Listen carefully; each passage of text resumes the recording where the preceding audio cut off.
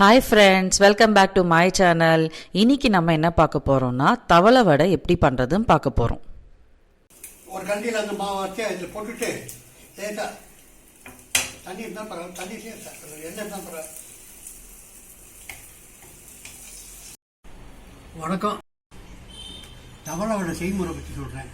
கடலை பருப்பு, துவரம் பருப்பு, உளுத்தம்பருப்பு, பாசிப்பருப்பு, அரிசி, பச்சரிசி கொஞ்சம், புழுங்கரிசி கொஞ்சம் ஒன்று கரகரன்னு அரைச்சிட்டு பெருங்காயம் எல்லாம் விட்டுட்டு வரமிளகாய் ஊற வச்சு அதை எடுத்து மொத்தமாக அரைக்கணும். கரகரன்னு அரைச்சிக்கிட்டு எடுத்துட்டு கடுகை வச்சு தாளித்து கொஞ்சம் எண்ணெயை சேர்த்து விடணும்.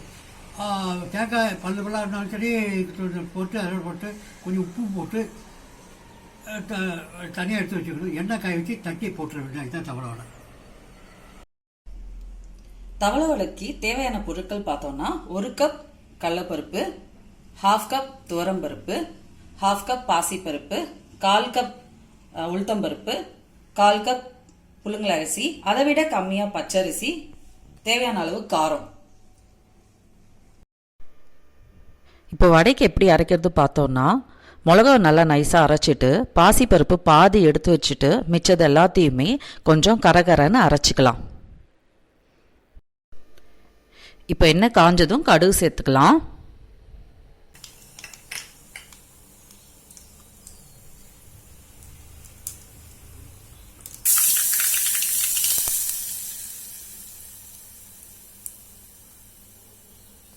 இப்போ இதுக்கு பெருங்காயம் தூள், தேவையான அளவு உப்பு,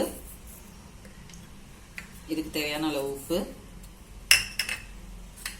தேங்காய் பத்தை இது மாதிரி சின்ன சின்னதாக பொடிசா நறுக்கி வச்சிருக்கேன். பாசிப்பருப்பு கொஞ்சமாக எடுத்து வச்சோம் இல்லையா, அதை இப்போ சேர்த்துக்கலாம். கொஞ்சமாக கொத்தமல்லி, கருவேப்பிலை, இதெல்லாம் இப்போ மிக்ஸ் பண்ணிக்கலாம். இப்போ இது நல்லா மிக்ஸ் பண்ணியாச்சு. இப்போ இது நல்லா மிக்ஸ் பண்ணிட்டோம்.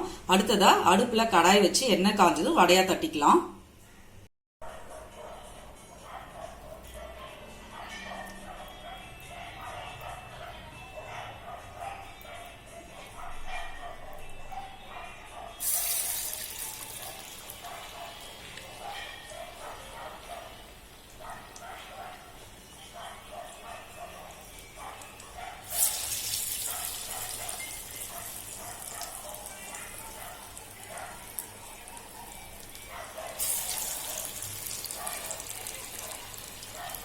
தவளை வடை தயாராயிடுச்சு.